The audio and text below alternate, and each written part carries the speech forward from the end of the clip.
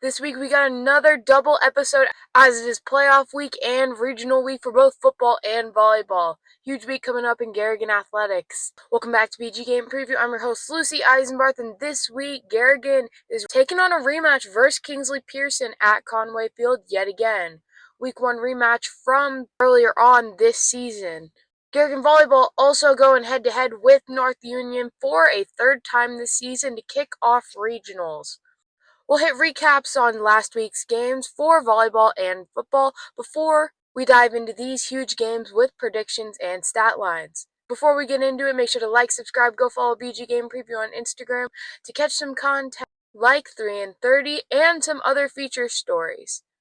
I will also be posting that stuff on here, but you will know when uploads come out as I post that on my Instagram all the time, as well as other stat lines that include Garrigan. To kick off this episode, we are going to take a dive into Garrigan's 56-20 win versus West Bend Mallard on senior night. Garrigan got off to a hot start like we've seen all of this season, going up 28-20 in the first quarter, then going up 49-20 at halftime. I do not have West Bend Mallard's team stats, unfortunately, but we will take a look at Garrigan for this game. On senior night, quarterback Tate Birch completed 4 of his 9 passes for 45 yards and 3 touchdowns. He also rushed for 51 yards and 1 touchdown. Senior Ethan Marceau had 10 carries for 110 yards and 2 touchdowns on the night. Leading receiver for the Garrigan Bears was junior Michael Joyce with 2 receptions for 24 yards and 1 touchdown. And leading the defense last Friday night was senior Carter Schwab with 5 tackles, 1.5 TFLs, and 1.5 sacks on the night. Garrigan overall combined for 240 rushing yards on just 29 attempts, averaging 8.3 yards per carry and 4 rushing touchdowns overall. Garrigan defense really went hard in this game, combining for 3 interceptions, 1 fumble recovery, 2 sacks, and 6 TFLs. One of these interceptions was taken back, I believe, by Tate Birch for a pick 6. Overall, a great game for this Garrigan team and gives them some momentum going into playoffs, being 8-0 and knocking West Bend Mallard to 2-5. Garrigan Bears still reign at the number 1 spot heading into the playoffs, leading the district and leading the entire state for 8-man as well. We'll hit a volleyball recap before heading over to Garrigan's volleyball matchup versus North Union and Garrigan's football matchup versus Kingsley Pierson. In Garrigan's last game of the season, it was Pink Out versus Algona at Algona. They did drop this game 3-1. They won the first set 25-20, dropped the second one 25-16, the third one 25-6, and the fourth one 25-16 again. Overall, a tough loss for Garrigan, but we can dive into some of the stat line sides of things. For Bishop Garrigan, leader in assists was Rakaya Nielsen, a freshman, with 24. Leader in kills was Graceland Eastman with 3.3 and a 13.5 kill percentage. Leader in blocks was senior Allison Danker with 3. Leader in digs was Graceland Eastman with 29 digs. And leader in serve aces was sophomore Kate Berkey with ace 1. Heading over to Algona's stat line side of things, leader in assists was junior Taylor Van Otterloo with 40 assists. Leader in kills was freshman Kate Limbaugh with 8.3 and a 37.7 kill percentage. Leader in blocks for the Bulldogs is Bella Jo Dunning, a junior with 4 blocks. And leader in digs is Macy Knapp, a senior, with 24. Finally, leader for serve aces is Macy Knapp yet again with ace 1. Looking over at team stats for Garrigan, they recorded 29 assists, 29 kills to 18 kill errors, 6 total blocks, 108 digs, and 6 serve aces. For Algona, they recorded 46 assists, 49 kills to 19 kill errors, 10 total blocks, 93 digs, and 11 serve aces. Overall, a tough loss for the Garrigan Bears, dropping this 3-1. We knew that Algona was a really good team going into this, and they really had to just give it all and leave it all on the court. But this game shouldn't dictate the rest of their season, heading into regionals and then into districts as they try to qualify for state. They've got a big game versus North Union coming up this week or next. I do not know. I believe this week. So you really just got to shake off that loss and try to move on. This will move Garrigan's record to 11-18, and Algona will advance to 16-4 on the year. After both those recap rewinds, we are going to get into some of the big games this week for Bishop Garrigan. Starting off with Bishop Garrigan football, their Week 1 rematch versus Kingsley Pierson at Conway Field yet again this Friday night. Let's take a look on how Kingsley Pierson has been doing this season after their loss to Garrigan in Week 1.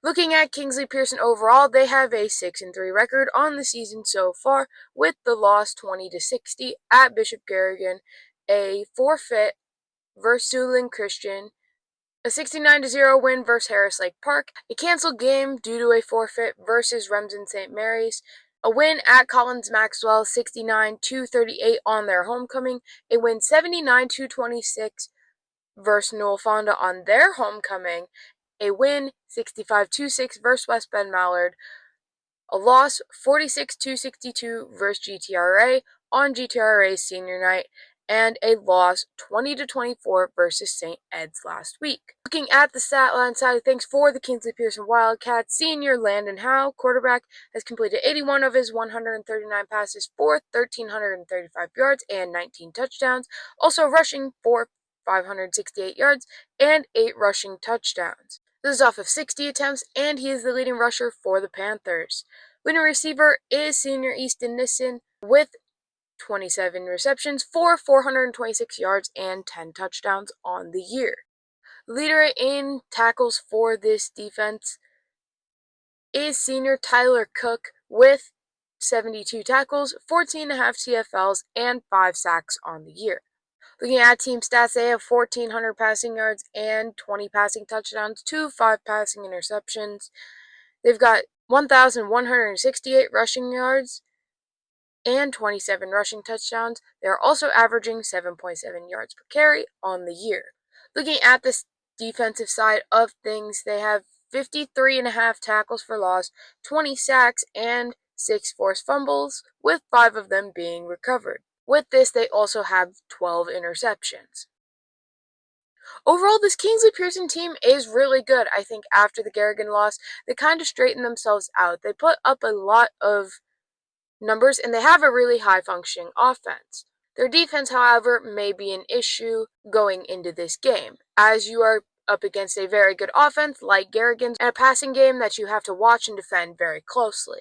I do think Kingsley Pierson is a decent team, but the true question is, will they be able to outweigh Garrigan or limit Garrigan on some of their factors that could determine the outcome of this game? Overall, I do think that this Kingsley Pierson team is a little different from the one that we saw in Week 1. A lot of people thought that Kingsley Pierson would be a tough opponent coming down from Class A last year and would give Garrigan a struggle in their Week 1 matchup. Like I've said in previous videos, I think Garrigan handled them pretty well. I do think that over the season, Kingsley Pierson has been able to work out some kinks and see how everything is supposed to mold and fit together, which is why their offense has been pretty good over the past couple of weeks. I do think that their defense will be an issue going into this game, especially playing a team like Garrigan, but we will have to see how that goes for them. For Kingsley Pierson, another question for them is, will their offense be able to outweigh Garrigan's defense? Garrigan does have a really tough, solid defense, and that could be another factor in determining this game, is if that offense has changed and has improved enough to outweigh this Garrigan defense. Unfortunately, I do think that the answer to both of these questions is no. You look at a team like Garrigan coming in 8-0, number 1 in the state, number 1 in the district, with all of this momentum, and you take a team that they have played already this season, it is going to be a very good game, but I do think that Garrigan will still win this one. Playoff games are always harder to predict because I think everyone's a little nervous for the playoffs. More mistakes get made. They are not as high scoring as some of the previous games, like what we've seen from Garrigan all year, where they've just put up really big numbers. I do think that Garrigan will still score a lot of points, but it might be closer than it was in Week 1. I do think that Garrigan will win this game, and my final score prediction for this game is Bishop Garrigan 50, Kingsley Pierson 20. I do think that Kingsley Pierson will be able to get some points on the board and will be able to produce some big plays and get some stuff going on the field, get the chains moving.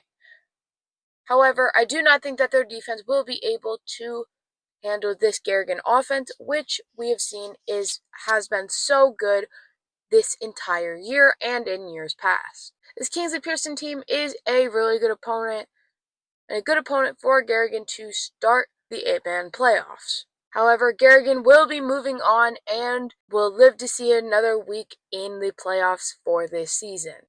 Looking at some other 8-man playoff matchups to end the football segment of BG Game Preview, these matchups are courtesy of a graphic from IA Football on Instagram. Starting off with the 1 seed matchup, the 1 seeds play the 3 seeds. And you've got GTR Ray versus North Union, Garrigan versus Kingsley Pierson, like I just talked about, Don Bosco versus Collins Maxwell, Edgewood Colesburg versus Waco, Iowa Valley versus Moravia, Gladbrook Rhinebeck versus Arleva, Southeast Warren versus Boyer Valley, Bedford versus Wayne, Audubon versus Lennox, and Woodbine versus Exira EHK. Then, finally, looking over at the 2 seeds, you have St. Ed's versus Fairmont Hills, Riceville versus Janesville, Turkey Valley versus Springville, Easton Valley versus Belle Plaine, Clarksville versus CRB, and finally, Montezuma versus East Union. A couple of good matchups in this first week. A couple of upsets could happen, knocking some good teams out of the playoffs. Overall, a lot of matchups as 8-man is a 32-team based playoff structure. Looking at teams like Woodbine, Audubon, and Gladbrook Rhinebeck, they should all win their games this week, but you never know. Things could happen.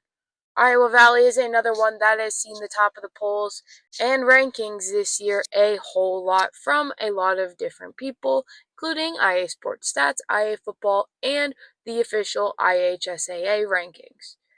Overall, going to be an interesting week for the first round, and we'll see what happens. Next, we are going to head over to look at Garrigan's game versus North Union for the first round of regionals. Garrigan has played North Union twice already this year in volleyball, and this will be the third, and it will be in Armstrong again. First time was in Armstrong, where they dropped the matchup 3-2, and the second time was in a tournament where Garrigan came out with the win. I do not know the final score of that game. North Union is 14-9 going into this game, and Garrigan is 11-18. Looking at stat line side things for Garrigan and North Union, senior Alyssa Hoagland leads Garrigan with assists with 306. Gracelyn Eastman leads kills with 2.6 and 17.5 kill percentage. Total blocks is Allison Danker with 48. Digs is sophomore Kate Berkey with 301. And leader in serve aces is Rakaya Nielsen with 8.4. Looking over at North Union team stats, sophomore Samantha Hoy leads the team in assists with 486. Senior Briley Dime leads the team in kills with 3.6 and a 26.6 kill percentage. Leader in blocks is Shaylee Walders, a junior with 16 blocks. Leader in digs is Chloe Anderson, a junior with 266. And leader in serve aces is junior Ainsley Ulrich with 8.6. Overall, looking at team stats, comparing key stats like blocks, Garrigan has a total of 177 blocks on the year and to North Union's total of 51. Looking at kills, they're about the same, with Garrigan 650 and North Union 621. Assists, Garrigan has 623 to North Union's 554. And kill errors, which is another big factor, comparing Garrigan's 336 to North Union's 403 on the season. The last major category is serve aces, where North Union does lead Garrigan 192 to 137. They have great serve efficiency, but they do make a lot of mistakes on the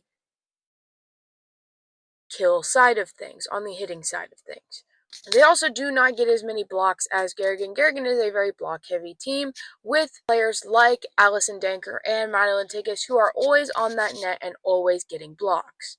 This should be a really, really good game as North Union and Garrigan do butt heads a little bit, and the fact that it is regionals that will drive more competition from this game as you want to be the last team standing and you want to move on to go play St. Ansgar next week. I do think that Garrigan has potential to pull off the win in this matchup, but with it being in Armstrong and everything, I do think that Garrigan will drop this matchup. It will be very close, but I do think in the end, Garrigan will drop this matchup 3-2, which is the same score as the other matchup that was in Armstrong. I think going into this game, there's a lot of hype, a lot of nerves, and a lot riding on the line to keep Garrigan's season going. I do think that a key factor in this game that could put them on top is their blocks and how well they can block North Union. Another key factor that I do think has to involve with North Union's actual facilities, they have really low ceilings, so their serve efficiency is great because you can serve it really hard and it will shoot up, hit the ceiling, and come right back down. I have seen this happen before, as I did go to the last Garrigan game that was at Armstrong, which they ended up handling after a few drop points in the first couple of sets. They really do have to watch out for that, as that is a key factor in some of North Union's games and something that they utilize to their advantage in a lot of their matchups. This will come down to the wire and will be a great matchup, but I do think that Garrigan will drop this 3-2. Yet again, nothing is impossible, everything is probable. A prediction for a game like this is really hard, as Garrigan and North Union are really good teams and very similar teams. They both have differing factors that offset each other. Overall, will be a good matchup for Monday night. I do not know if this video will come out in time. If it doesn't, score will be posted here. I do apologize if it doesn't. I have not been very great about getting the videos out before the volleyball games happen, as I do have a busy schedule. To end off this video, I wanted to give a couple shoutouts to a couple of people. I want to give a shout out to the swimmers Cora Deerduff and Abby Deerduff, who have been swimming this fall. They have done very well, and they do swim for Algona, as Garrigan does not have a girls or guys swim team. But they've been doing very well, and they deserve a shout out for all their hard work and dedication to their sport. Nextly, I want to give a shout out to the cross-country runners, as I did a story on them last Friday. They ran the game ball all the way from West Bend back to Garrigan for senior night. If you haven't checked out that video, I will either link it down below in the description, or you can go check it out on my page. It is in the shorts tab. I also wanted to give them a shout out for their finish at the last meet. I know they had a couple of runners that did pretty well, including Julia Swift, who I believe was top 5. I do not have times, unfortunately. I do not know where to find cross-country standings and times, so if someone knows where to find those, you can either DM the Instagram account at BGGamePreview, or you can leave a comment on this video letting me know. The cross-country team will compete in Mason City again this coming Thursday for district. Good luck to the cross-country team, and good luck at getting a shot at this state meet, which will be November 1st. I believe that is it for this episode of BG Game Preview, the first week of playoffs and regionals for both football and volleyball. It's going to be a fun week for Garrigan Athletics. Make sure to like, subscribe, comment down below if I missed anything, where I can find cross-country standings, and anything else you want to see on the channel, or if you just like the video. Go follow BG Game Preview on Instagram to never miss an upload, and maybe catch some polls and some other things on there as well, including the short form content that will also be on here. Without further ado, this is Lucy Eisenbarth signing off on BG Game Preview.